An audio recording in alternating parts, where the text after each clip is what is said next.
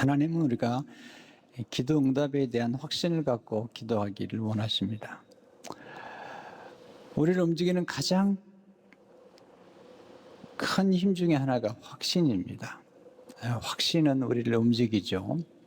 근데 문제는 이 확신이 올바른 확신인지 아니면 잘못된 확신인지 잘 모를 때가 있다는 것입니다. 잘못된 확신은 잘못된 지식에서 나오게 됩니다. 잘못된 확신과 잘못된 지식을 가지고 살아가면서 거기에 열심히 붙으면 아주 위험한 것입니다.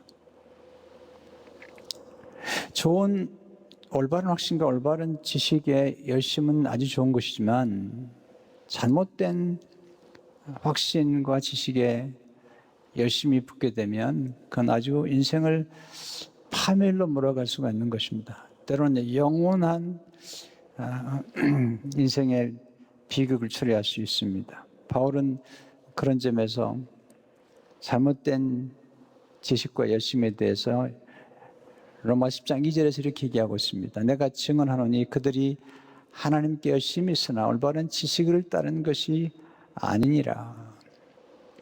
그리고 올바른 지식을 얻기 위해서는 성경으로 돌아가야 됩니다.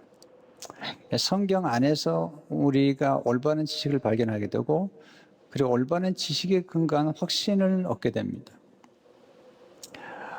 오늘 본문의 말씀은 기도에 관한 확신, 성령님이 기도하시는 기도에 대한 확신과 함께 우리도 기도할 때 기도에 대한 확신을 갖도록 권면하시는 말씀이죠. 로마서 8장 26절 27절을 보게 되면 이와 같이 성령도 우리의 연약함을 도우시나니 우리는 마땅히 기도할 바를 알지 못하나 오직 성령이 말할 수 없는 탄식으로 우리를 위하여 친히 간구하시는 신이라.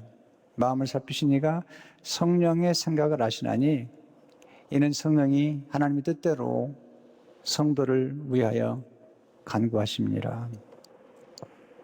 바울이 지금 이 말씀을 기록하면서 정말 우리에게 전해지고 싶은 것은 무엇일까요?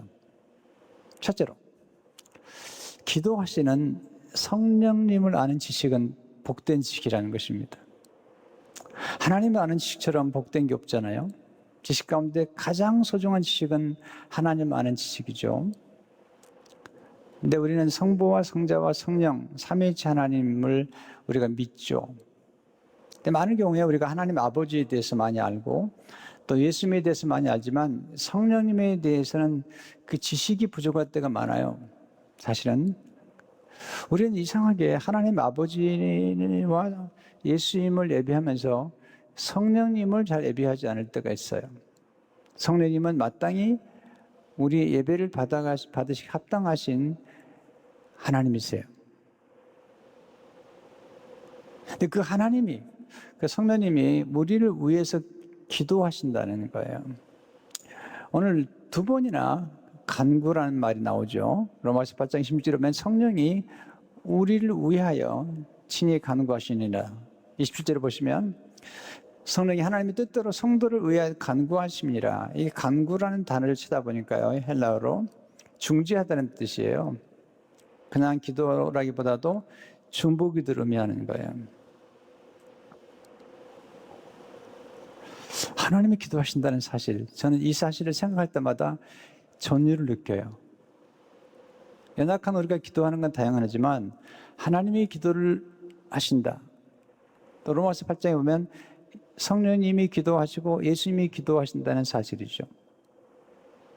이것은 하나님의 원리입니다. 하나님이 이 세상을 기도를 통해서 움직이시는 것이며 이것은 하나님의 법칙이죠.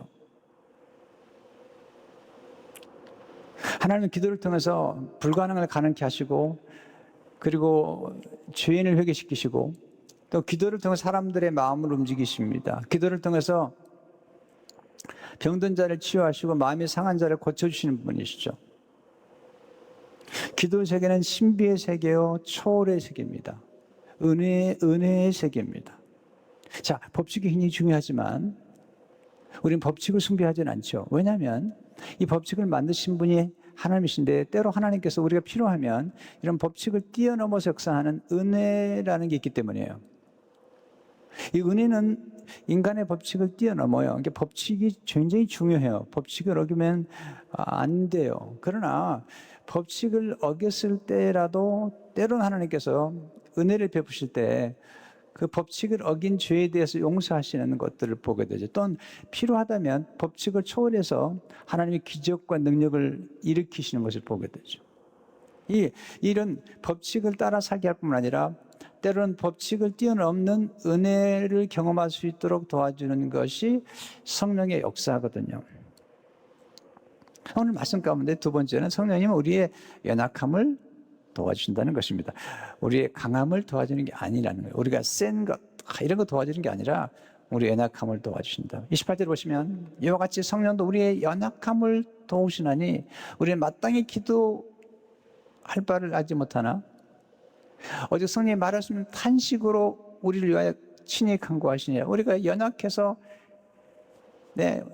탄식할 수밖에 없는데 성령이 우리를 대신해서 탄식해 주시고 연약함을 도와주신다는 것입니다. 이와 같이란 말이 나오는데 이 로마서 보면 연약이나 탄식 이런 게 나와요. 3절에 보면 로마서 8장 3절 율법 육신으로 말미암아 연약하여 할 수 없는 그것을 하나님 하시나니 성령이 하시는 겁니다. 22절을 보게 되면 피조물이 다 이제까지 함께 탄식하며 함께 고통을 겪고 있는 것을 우리가 아니라 이 함께 탄식한다는 이 피조물 속에는 우리도 들어있죠. 인간도 탄식하잖아요. 고통을 받잖아요. 바로 이렇게 탄식받고 고통을 받는 피조물과 특별히 우리를 도우신다는 것이죠. 어떻게 도우시죠? 이게 중요한 거죠. 첫째로 성령님 우리 위로를 통해 우리 연약함을 도와주세요. 우리 연약할 때 제일 필요한 게 위로입니다. 위로.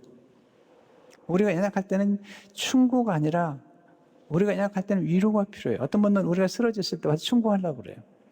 아플 때 많이 아픈데 충고하려고 그래요. 회개하라고. 당신 믿음으로 살지 않아서 그렇다고 자꾸 충고를 해요. 충고. 우리가 필요할 때 충고가 필요할 때가 있어요. 우리 인생에서. 그러나 우리가 연약할 때는 충고가 필요하지 않아요. 특별히 우리가 연약할 때는 충고가 필요한 것이 아니라 위로가 필요한 거예요. 성령님이 위로자세요. 우리가 연약하다는 것은 우리가 환난을 만났다는 거예요. 아주 극심한 환난을 만나는 거예요. 아니 극심한 환난을 만나고 너무 어려운데 그때 와서 충고하는 마치 욥의 친구들처럼 욥이 그토록 어려운 환난 중에 있을 때에 충고하잖아요. 와가지고 욥에게 필요했던 건 충고하는 친구가 아니라 위로하는 친구가 필요했던 거예요. 성령님 위로자세요. 참 바울은 하나님을 경험했는데 그 환난 중에 하나님이 위로하셨다는 사실을 고린도서 1장 3절 4절에 기기하잖아요. 찬송하리로다. 그는 우리 주 예수 그리스도의 하나님이시요 자비의 아버지시요 모든 위로의 하나님이시며 우리의 모든 환난 중에서 우리를 위로하사 우리로 하여금 하나님께 받는 위로로서 모든 환난 중에 있는 자들을 능히 위로하게 하시는 이시로다. 하나님 위로의 하나님이시래요. 모든 환난 중에서 그냥 모든 환난 중에서 우리를 위로하시는 하나님입니다. 여러분 고난이 힘들어요. 어떨 때 고난이 오면요 막 몰아쳐와요. 그런 경험 여러분 하실 거예요. 저도 했어요. 한꺼번에 몰아쳐와요. 여러 가지 시험이 한꺼번에 오는 거예요. 근데 그렇게 시련이 와도 위로가 큰 위로가 물리듯이 오면 그 시련을 뛰어넘어요. 그래서 견디게 만드는 거예요. 여러분 어떤 시련은 통과해야만 돼요. 이거 그냥 기다려야만 돼요. 바울이 이런 얘기를 해요. 고린도서 1장에 보니까 위로가 너희 속에 역사하여 우리가 받는 것 같은 고난을 너희도 견디게 하느니라. 여러분 고난 힘들지만 위로가 오면요 위로가 우리 속에 역사를 해요. 이렇게 그래가지고 고난을 견디게 만들어줘요. 고난을 극복하도록 만들어줘요. 고린도서 7장 4절에 보게 되면 내가 우리의 모든 환난 가운데 위로가 가득하고 기쁨이 넘치는 거다. 와, 여러분, 환난이 굉장히 큰데 환난보다 더 넘치는 위로가 있고요. 환난 중에도 넘치는 기쁨 때문에 이 환난을 그냥 이겨버리는 거죠. 이게 그리스도인들의 신비로운 은혜고 성령의 역사가 나타나면 그런 일들이 벌어지는 것입니다. 성령 오시게 되면 우리를 하여금 하나님을 바라보게 만들어요. 사탄은 고통을 만나면 땅을 보게 만들고 문제를 보게 만들어요. 조비 목사님이 쓰신 위로라는 그 책에 보면 위로를 이렇게 정의했어요. 위로란 하나님을 바라보는 힘이다. 너무 좋은 거예요. 네, 위로란 위를 바라보게 하는 힘이다. 우리에게 이러고 오면은 하나님을 바라보게 만들죠. 위를 바라보게 만들죠. 그렇게 함으로써 우리 삶 속에 변화가 나타나고 하나님 악망하는 중에 힘을 얻게 돼서 고난을 견디고 극복해버리는 거죠. 나중에는요. 두 번째, 성령님은 고난의 의미를 깨닫게 하심으로 우리의 연약함을 도와주시는 것입니다. 고난은 다양한 문제로 찾아오죠. 질병으로, 파산으로, 상실로, 갈등으로, 이혼으로, 오해로, 비난으로, 가난으로. 근데 고난의 때에 고난이 힘든 게 아니라 고난의 의미를 모르겠는 거예요. 근데 성령이 오셔가지고 고난의 의미를 깨닫게 해주시는 거예요. 어떻게? 십자가를 통해서. 어떻게? 하나님께서 쓰신 인물들 속에 그들이 경험했던 고난을 통해서 고난이 나쁜 것만은 아니라는 사실을 보여주는 거예요. 아까도 말씀 성령 오시게 되면 고난도 좋게 보이는 거예요. 아니 지나간 과거의 상처와 버림받음과 그리고 상실이 하나님의 섭리 안에서 좋게 보이는 거예요. 이게 정말 중요하거든요. 우리 인생에서 이게 고난의 의미나 또 고난 속에 담겨진 어떤 축복을 볼 수 있다는 것은 정말 좋은 거거든요. 제가 예수 믿고 나서 성령님을 통해서 받은 깨달음이 그런 거예요. 고통에는 뜻이 있다는 거예요. 고난의 의미가 있다는 것입니다. 하나님 고난을 선용하신다는 거예요. 어떻게 선용하신지 제가 다음 주에 말씀드리겠어요. 그러나 다음 주까지 가기 전에 여러분 스스로 생각하실 때 이런 성령을 자꾸 사모해야 돼요. 성령을 초청해야 돼요. 성령님 의지해야 돼요. 그러면 성령께서 하나님의 깊은 것이라도 통달하시는 성령님께서 오시게 되면 우리가 보지 못하는 고난 속에 담긴 뜻과 의미와 그리고 하나님의 깊으신 손길, 그 손길 알게 하시는 거죠. 세 번째, 성령님 우리의 연약함을 선용케 하심으로 우리를 도와주세요. 연약함을 이게 불행하다. 내가 연약하니까 불행하다. 아니라 우리 연약함을 선용케 하세요. 자, 성령을 받으면 탁월해지는 게 뭔지 아십니까? 적용이 탁월해져요. 적용이. 성령을 받게 되면 감동을 받고요. 감동을 받은 다음에 적용을 잘하게 돼요. 또 해석을 긍정적으로 하게 돼요. 그리고 우리 인생의 상처나 고난과 연약함들을 이렇게 잘 선용할 수 있는 능력이 생기게 돼요. 여러분 뭐든지 하나님의 손에 올라가면 바뀌는 거죠. 오병이요?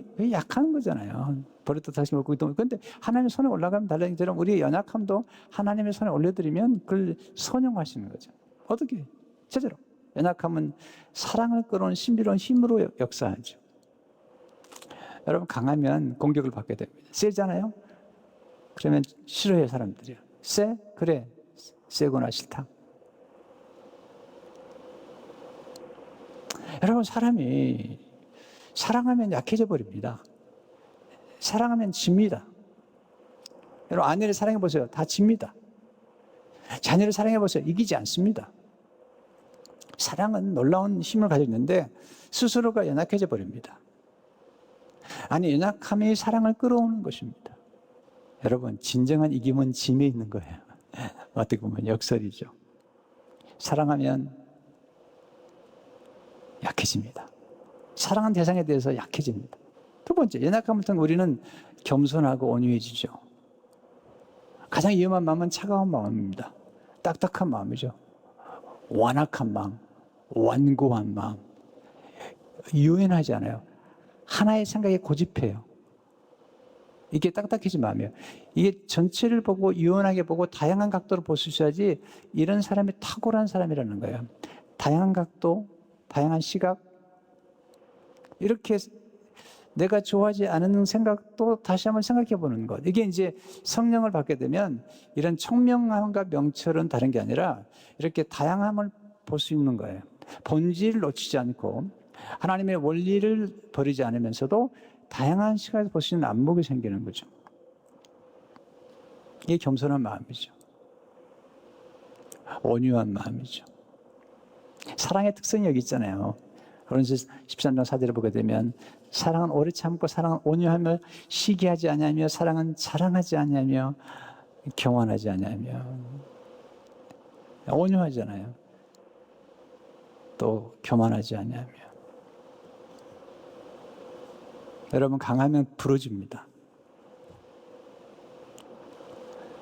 약하고 부드러운 것이 유연하고 오래갑니다. 곡선이 좋은 겁니다. 너무 각이 지면 안 됩니다. 인생이라는 것은 곤고해집니다. 강한 사람 곁에 사람이 오래 붙었을 것 같지만 그렇지 않습니다. 잠시 힘이 있으니까 붙어 있는 거지만 그러나 그 강함 속에는 무서운 파괴력이 있기 때문에 오래 가지 않습니다. 그러나 온유하고 따뜻한 것은 살립니다. 생명이 흘러갑니다. 딱딱한 것은 생명이 흘러가지 않아요. 생수의 강, 이것은 흘러가는 거예요. 하나님의 성령의 생수는 흘러가는 것입니다. 흘러가는 게 좋은 것입니다. 성령의 생수는 흘러가는 것입니다. 딱딱하면 생명이 흘러가지 않습니다. 열매를 맺을 수가 없습니다. 예수 말씀하시잖아요. 네, 물이 없으므로 열매를 못 맺는다는 거예요. 우리 마음이 부드러워지는 게 좋습니다. 이게 성령을 받게 되면 이런 것을 깨닫게 되고 적용을 하게 돼요.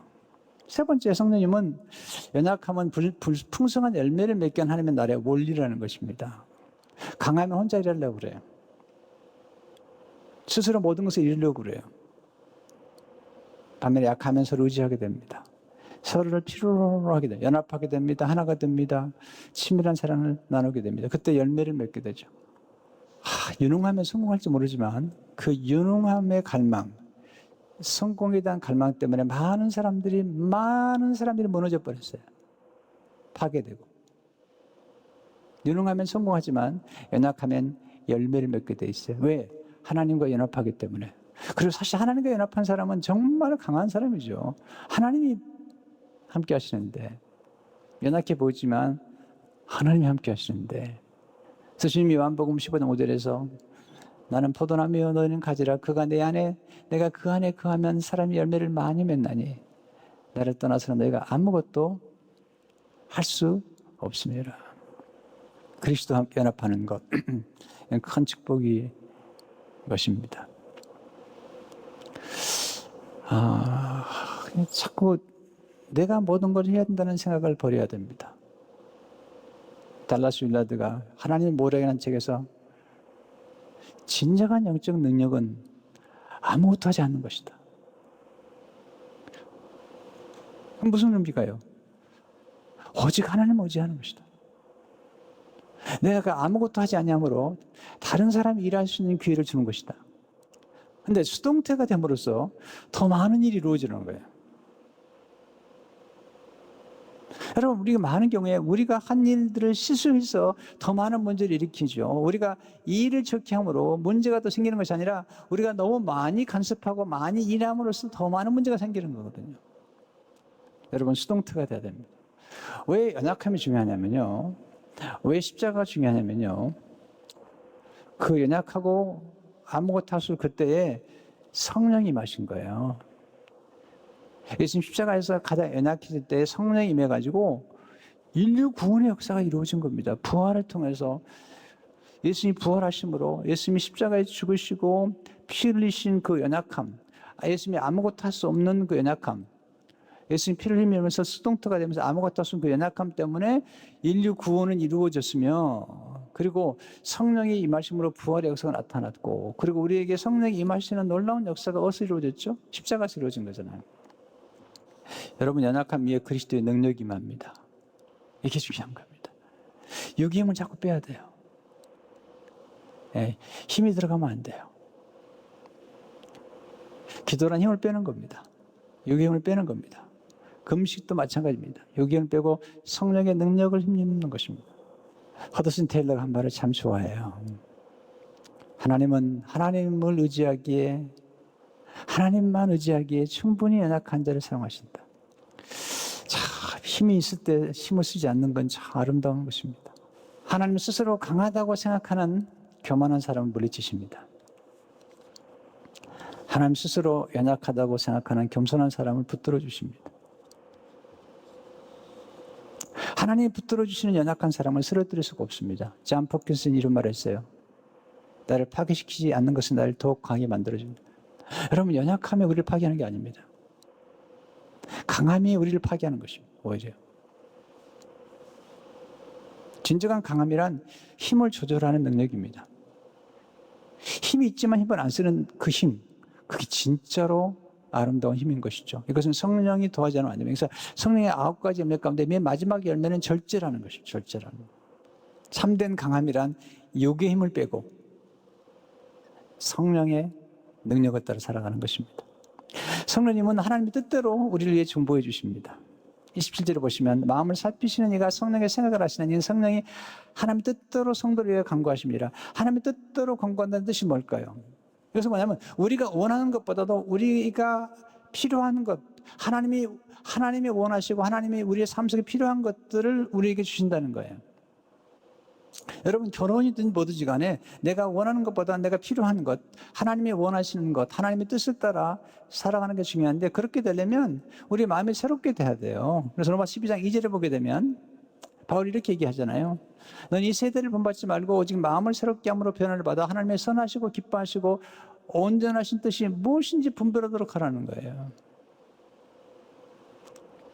요즘 젊은 사람들 보면요, 이렇게 결혼 상대도 그냥 자기가 호감이 좋은 사람, 뭐 느낌이 좋은 사람, 뭐 이렇게 뭐 잘생기고 이렇게 키도 뭐 어떻고 이게 다 뭐냐면 이 세상의 관점으로 보는 거잖아요. 뭐든지 마찬가지. 우리 삶 가운데 내가 원하는 것보다는 하나님이 기뻐하시는 것, 하나님이 원하시는 것, 이걸 선택할 때 우리 삶 속에 후회가 없어요. 하나님의 뜻을 이루는 거예요. 동역하는 거예요. 제 아내와 저는 동역해요, 지금. 네. 하나님의 뜻을 위해서. 주님이 우리를 부르신, 우리로 하여금 결혼해서 살게 만드신 그 부르심. 꼭 결혼만도 아닙니다. 싱글 라이프로서 또 혼자 사는 분은 혼자 사는 대로 영적인 자녀들을 많이 낳아서 하나님의 뜻을 이루어가는 것이고, 뿐만 아니라 본인에게 주어진 역할을 잘하면서 하나님 기뻐하시는 뜻, 선하시고 기뻐하시고 온전하신 뜻을 이루어가는 것, 이게 하나님이 기뻐하시는 것. 이렇게 하기 위해서 하나님의 성령께서 우리 안에 감동을 주시고 우리를 위해서 기도하신다는 사실이죠. 이건 얼마나 놀라운 축복인 것이죠. 그래서 우리가 기도해야죠. 성령의 도우심을 받아야 돼요. 성령이 도와주시면 하나님의 뜻을 따라 성도를 위해서 기도하기 때문에 그 기도는 반드시 응답이 됩니다. 반드시. 왜? 하나님의 뜻을 따라 기도하기, 우리가 욕심과 정력으로 쓰는 것이 아니라 하나님의 뜻을 따라 기도하게 하시고, 또 성령께서 오셔서 우리를 하나님의 뜻을 따라 기도하도록 우리의 마음을 새롭게 하도록 하시는데, 이 트랜스폼이라고 해서 마음을 새롭게 하는 것은 하나님의 말씀으로만이 가능한 거예요. 우리가 하나님 말씀을 읽고 하나님 말씀을 묵상할 때 하나님 우리의 마음을 새롭게 해서 우리가 원하는 것보다는 우리가 필요한 것, 하나님의 영광을 필요한 것, 우리의 야심이 아니라 하나님의 사명을 이루는 것, 그걸 선택하게 하시고, 그걸 선택함으로 더 기쁨이 충만해지는 거예요. 우리 삶이 행복해지는 거예요. 처음에는 좀 호감이 없는지 모르지만 갈수록 더 좋아지는 것이죠. 이 말씀 기억하세요. 우리 안에 성령이 내재해 계세요. 우리 안에 하나님 아버지와 함께 하시는 거죠. 기도하셔야 됩니다. 그리고 성령님께 자꾸 우리 위해서 간구하신 성령 의지하시기 바랍니다. 그러면 우리 삶이 더 풍성하고, 그리고 영원한 세계의 안목에서 볼 때는 그처럼 좋은 게 없는 것입니다. 이 은혜를 여러분 간직하고 성령님의 중보기도에 감사하고 또 늘 기도하기 힘쓰는 우리 모두가 되시기를 주님의 이름으로 축원합니다.